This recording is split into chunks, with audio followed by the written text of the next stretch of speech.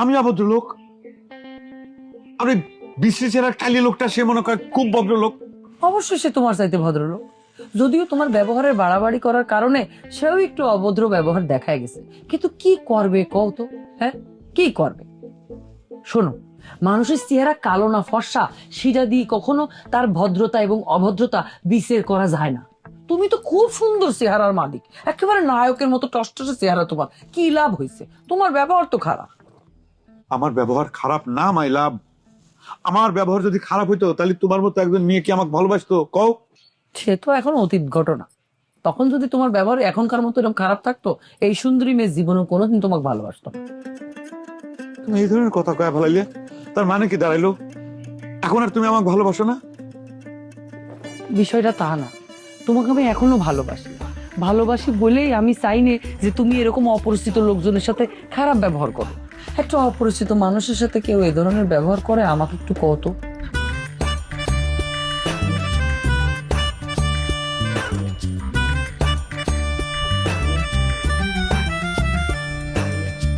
নিয়ম মাইনা কেউ চলে না, সুযোগ পাইলে কেউ ছাড়ে না। হেই, গোলমাল আর তাল বাহানা, তর্কে কেউই হারতে চায় না। আজব ঢঙ্গে চলছে সব দেখো না। হেই, উচিত কথা কহিলে সব বেজার হইয়া যায়। কেউ জানে না কার মন কি চায়। দ্বন্দ্ব লাগলে হিটলার হইয়া যায়। কেউ জানে না কার মন কি চায়। দ্বন্দ্ব লাগলে হিটলার হইয়া যায়।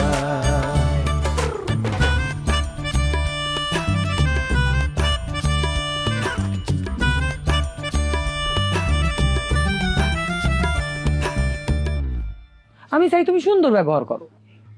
মাই জান, তুমি বুঝতে চাও না। অপরিচিত হলে তো সমস্যা ছিল না। তুমি আসলে আসল ঘটনাটা বুঝতে চাও না। আমি বুঝতে পারতেছি না, আমি বুঝতে পারতেছি না তুমি কেন ওই লোকটার সাথে এরকম সিকুর চেঁচামেচি করতে গেলে? লোকটা বিশেষ বাড়ি খুঁজতেছিল, ঠিক আছে খুঁজতেছে বিশেষ বাড়ি, তারে তো দেখাই দিলেই হইতো যে সামনে বিশেষ বাড়ি, তাইলে তো আর এত কিছু হইতো না। বিষয়টা এত ব্ল্যাক অ্যান্ড হোয়াইট না মাই জান, মাই লাভ। ব্ল্যাক অ্যান্ড হোয়াইট হোক আর সম্পূর্ণ রঙিন হোক, একটা অপরিচিত মানুষ, তার সাথে তোমার কিসের জন্য এরকম উত্তেজিত হয়ে মারামারি করা লাগবে, উত্তেজিত হয়ে চিল্লাচিল্লি করা লাগবে? আর তুমিও যেমন, তোমার বোনও সেমন। বাবারে বাবা, একটা ভিন গায়ে মানুষ আমাকে সর্দার বাড়ি সম্পর্কে কি ধারণা নিয়ে গেল আমাকে একটু কত। তুমিও দৌড়াই এসে অপমান হয়ে গেলে। কিরাম ঠেকিল, কিরাম ঠেকিল? যখন খুব কয়ে গেছিল যে কাপড় চোপড় নষ্ট হয়ে যাবে, কিরাম লাগিল তখন আমাকে একটু কত। তোমার কারণে কিন্তু আমি চুপ করেছিলাম, কোনো কথা কইলাম না। তা না হলে পরে এমন মার দিতাম, কাপড় চোপড় আমি নষ্ট করাতাম। যাক গে, আমার যদি ব্যবহার খারাপ হয়ে থাকে, আমি নিজে মাথা ডাউন করতেছি, নতি স্বীকার করতেছি। তোমার কাছে আমি সরি করছি। তাও তুমি আমার সাথে এরকম ব্যবহার করো না। আর একটা কথা, যত যাই ঘটুক, বিশ্বাস বাড়ির সাথে কোনো রকম কোনো আপোষ নাই। তাকে কোনো ব্যাপারে আমি সমঝোতা করবো না। আমি যতদিন বেঁচে থাকি, এটা হচ্ছে আমার লাস্ট ওয়ার্নিং, লাস্ট কথা।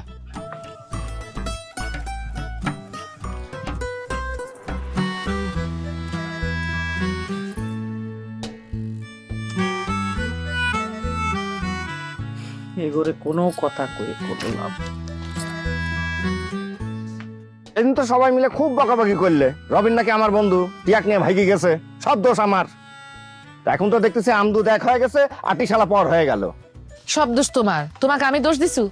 হ্যাঁ, তুমি দাও নাই, তুমি দাও নাই, কিন্তু বাড়ির সকলে তো দেশে।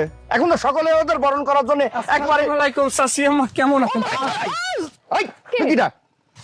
হ্যাঁ, তুমি এত চেঁচাচেঁচি করো কা? চাষিয়াম্মা, আপনি আমার চেনবেন না বাবা। আমার নাম মনোয়ার হোসেন দীপু, বেরাকিটে জুয়েল, জুয়েল বিশ্বাস, বাড়ি বরিশাল ধলাপুর। নায়েব বিশ্বাস আমার চাচা, আমার বাপের আপন চাচা তো ভাই। আমার বাবার নাম জাহাঙ্গীর হোসেন আলাল। আলাল তা আমাদের যে কোনো কাজিন ছিল সেটা তো আব্বাকে কর নাই। ওরে পাগল, আমিও তো জানি না। এক চাচা লুকান্তরে অন্য চাচারা সব বাড়ি করে, এই চাচা যে আমার আছে সেইটাই তো আমি জানতাম না। আমি বংশের লোকজন লইয়ে লাড়াচাড়া করতে করতে দেখি যে এই নায়েব চাচার কথা উঠে আসছে। তাহলে নায়েব চাচা কই? পরে বংশের লোক বললো কি, এই নায়েব একটা হারামজাদা, মানে আর কি আমার বাড়ির মানুষে কয় আর কি, আস্তাগফিরুল্লাহ। পরে আমি খোঁজ করিয়ে দেখলাম যে সে এই দেশে ঘর জামাই হইয়া এই দেশের নিবেশই হয়েছে, পরে বংশ তাকে ভিলেন বানাইয়ে বাদ করিয়ে দিয়েছে। চাষার প্রেমে পড়ছে, খুঁজতে খুঁজতে চাষিয়া মাই পড়ছে। কেমন আছেন ময়না? হ্যাঁ, আইসেন, খুব খুশি হয়েছি, ভালো হয়ে আছে। আসতে রাস্তায় কোনো সমস্যা নেই তো ভাই? লালদাকে পাড়া দিছে কি, লালদাকে পাড়াই দিয়ে বইছিলাম। সেই ঘটনায় কাকার লগে এইমাত্র আলোচনা করতেছিলাম। তবে চাষিয়াম্মা, মনে একটা বড় দুঃখ বাবা, এই বাড়িতে আসলাম, মানে বড় চাষিয়াম্মার তো আর সাক্ষাৎ পাইলাম না, সে তো বিয়োগ হয়ে গেছে। তবে আপনি তো দ্বিতীয় পক্ষ। আচ্ছা, দ্বিতীয় পক্ষে কি দুই কর নাম না সম্ভবত, না? শোনো, তুমি নিজে সব কথা না কয়ে আমাকে একটু কথা কওয়ার সুযোগ দাও। না, কয় কয়। তোমাকে একটা কথা কয়ে রাখি, এই বাড়িতে প্রথম পক্ষ দ্বিতীয় পক্ষ বলে কিছু নাই। হ্যাঁ, সবই আমাদের সন্তান।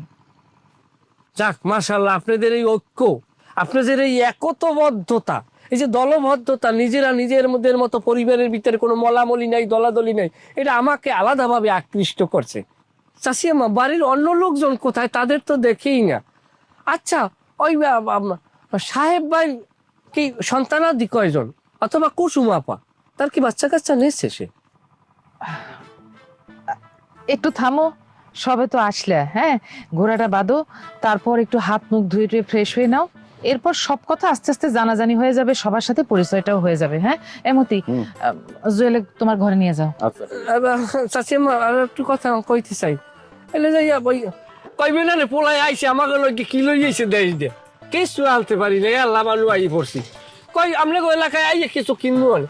আমরা মোড়ে একটা মিষ্টির দোকান আছে না, হরে ডাকাই মিষ্টির দোকানে যাইয়া মিষ্টির চেহারা দেই ভালো, কই মাপো 6 কেজি। তাই কই 6 কেজি নেবো, একটা একটু টাকরাটাই দিয়ে সাবান দিয়ে দেই।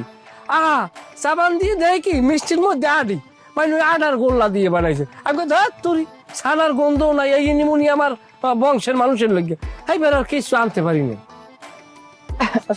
হ্যাঁ, আমার চাচার কপাল ভালো, বড় চাচি আমার তো দেখি নাই, তবে আমরা দেখলাম আমরা তো বেশ বেশ মাশাল্লাহ সুশ্রীমান।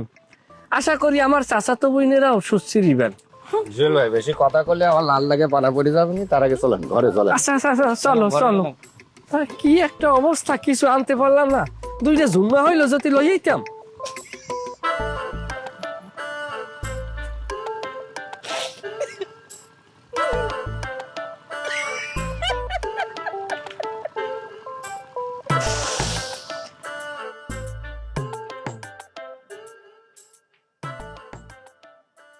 তোরে কটা কথা কইবার রে তাহেরা, সময় হবি?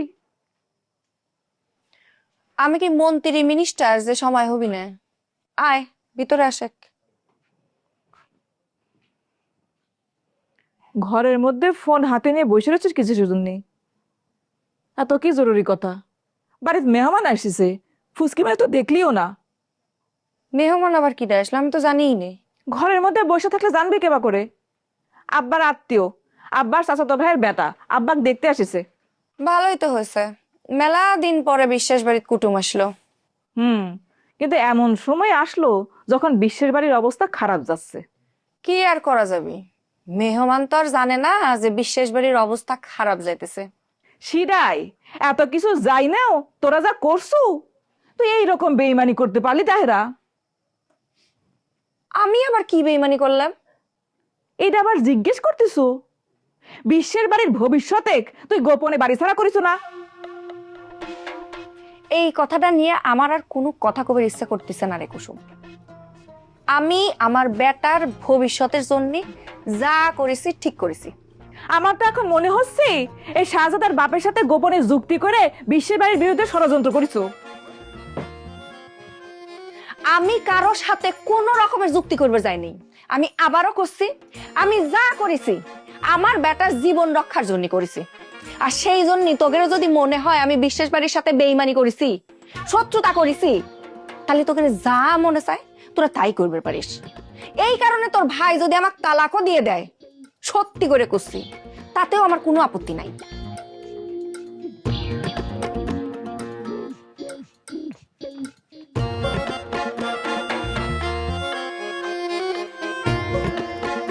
জীবনটা জ্বালা খায়া ফেলা দিল।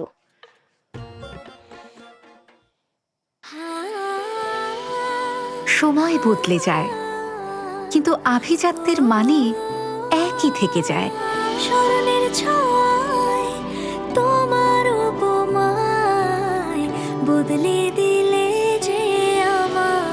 স্যান্ডেলিনা সো, রূপচর্চায় আভিজাত্য।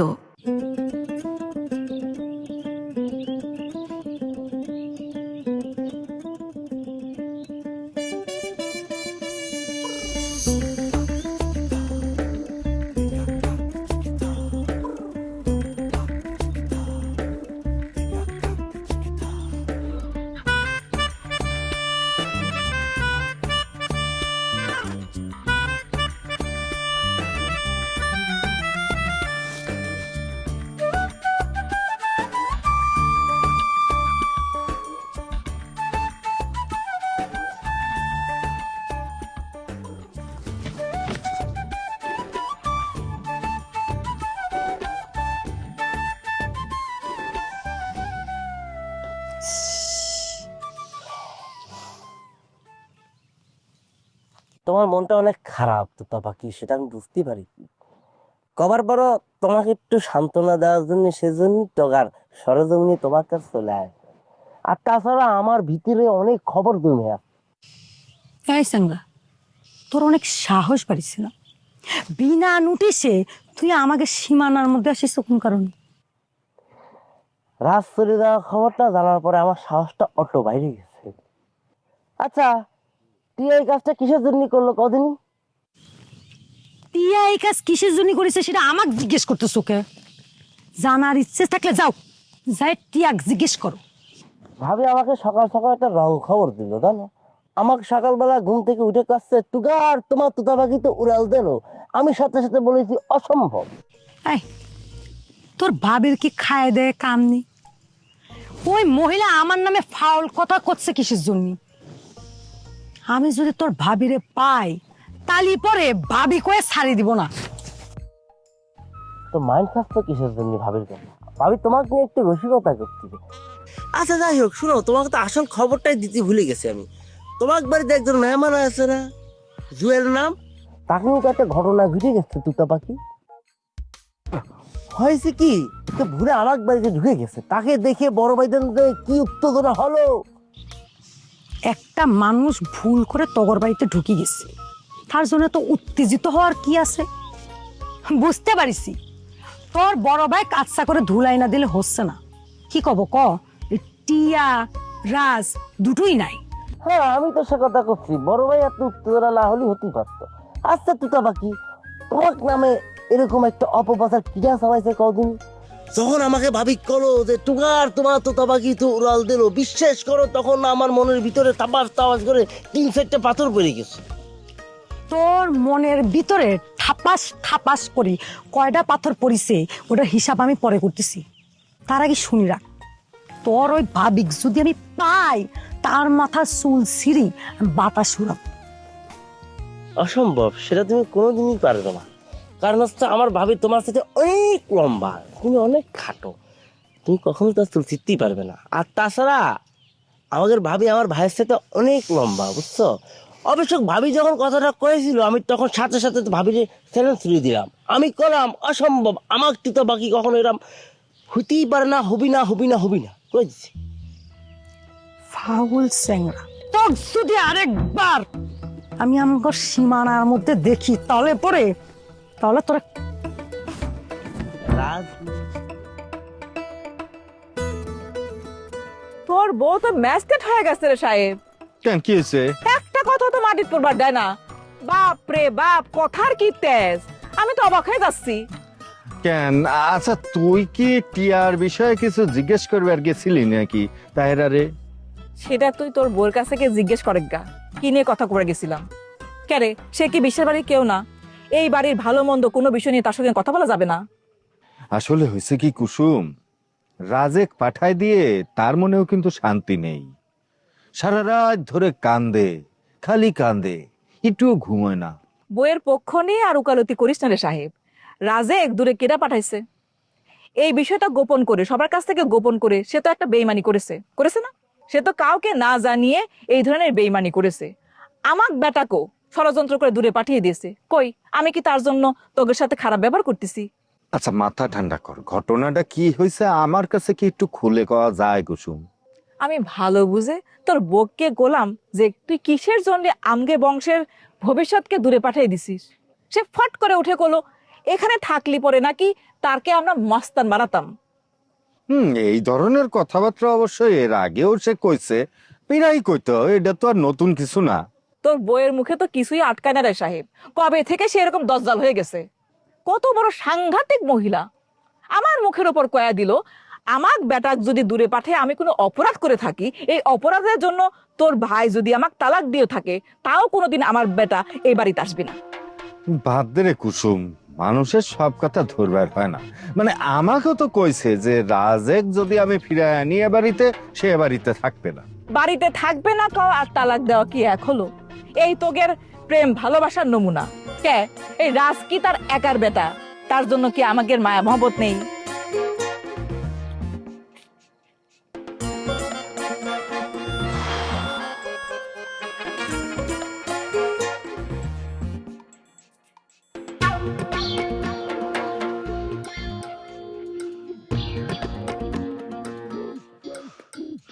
কেন গোলাপ, বাড়ির পরে একজন মানুষ এসে বলে দুনিয়া ঝামেলা করে গেছে। আর কই না আম্মা, রাগে আমার শরীরের ভিতরে এখন আগুন দাও দাও করে জ্বলতেছে। উপযাচক হয়ে একজন বহিরাগত আমাকে বাড়ির পর এসে আমাকে অপমান করে দিয়ে চলে গেল, কিছুই করতে পারলাম না আম্মা। কিছুই করতে পারলাম না মানে? হ্যাঁ, সর্দার বাড়ির এতগুলা মানুষ থাকতি একটা মানুষ আসে এরকম করে কাজ করে গেল আর তোরা কিছুই করতে পারিস নেই? সর্দার বাড়ির সব মানুষের তো কোনো দরকার নাই আম্মা, আমি একাই এক মাইরিয়ে মাটির সাথে মিশিয়ে দিতে পারতাম, কিন্তু মধ্যখান থেকে তোমার বৌমা এসে বাধা প্রদান করলো, মাঝখানে এসে হারাইলো। আমি বুঝলাম না সব কিছুতে বৌমা মধ্যখানে এসে খাড়ায় কে? হ্যাঁ, তোকে যদি কেউ অপমান করে চায় সেটা কি বৌমার গায়ে লাগে না? ভাবি ম্যাডাম মধ্যে খাড়ায় খুব ভালো কাম করছিল আম্মা ম্যাডাম, তা নালি পরে সারে কারো অপমান করলো নি আর আমাকে খাড়ায় খাড়ায় দেখা লাগলো নি। কে খাড়ায় খাড়ায় দেখা লাগবে? কে তুমি কি করেছিলে? স্যার কি কাউ কিছু করবে দেয়, সে তো নিজেই ডাইরেক্ট অ্যাকশনে চলে যায়। তা একশনে যাবো না? আমি কি করব? আমি বিশ্বের বাড়ির লোকজন আসলে তা করে গলায় ফুলের মালা দিয়ে বরণ করে তারপর ঘরে নিয়ে কি মিষ্টি দই খাবো? বরণ করার কথা করছি না স্যার। স্যার আমি আপনাকে একটা কথা কব, আপনি রাগ করবেন না। আপনি হলেন কি আমাদের নেতা, আপনি নেতা হয়ে যদি টোকাই গের মতো মারামারি করেন তাহলে পরে কি সেটা মানায়? নেতার গাম্ভীর্য নষ্ট হয়ে যায় না? বাহ বাহ বাহ বাহ বাহ, খুব বুদ্ধিজীবীর মতো বইয়ের ভাষায় কথা করছে, তাই না? আর তখন কি করতেছিলে? গ্যালারিতে বসে টাকা টাকা দেখতেছিলে, তখন এই মুখের বাক্য কনে ছিল? হ্যাঁ, মুখে তালা মারিছিলে তখন? কি আর খবর, আমি খালি বাড়িতে ছিলাম না বলে তাই। আমি বাড়িতে থাকলে পারে ঝাঁটা পিটা করে ওটাকে বাইর করতাম। আম্মা, তুমি বাড়ির পর ছিলে না দেখেই কিন্তু তোমার বৌমা মধ্যখান থেকে আমাকে বাধা প্রদান করার সুযোগ পাইছে, বুঝছাও? আচ্ছা, লোকটা বিশ্বাস বাড়ির কিরা জানা গেছে কিছু? সেটা জানা গেছে আম্মা ম্যাডাম, তবে বিস্তারিত জানা যায় নাই। তবে ম্যাডাম লোকটা যাওয়ার আগে সারেক উদ্দেশ্য করে একটা কথা কয়ে গেছে, তার পরিচয় জানলি পরে নাকি সারেক কাপড় চোপড় নষ্ট হয়ে যাবি। এই কথাটা আরো জোরে জোরে চেক করে পারে কও, হাতে একটা মাইক নিয়ে সারা গ্রামে প্রচার করে আসো, একটা ডাবি মারি একটা দাঁত ফালা দে সব। আমি একটুখানি সময়ের জন্য প্রসাদ ডাক্তারের বাড়িতে গেছিলাম, এরই মধ্যে এত কিছু ঘটে গেল। আচ্ছা গোলাপ, শুনলাম যে বিশ্বাসের দুই নাতিও নাকি চলে গেছে।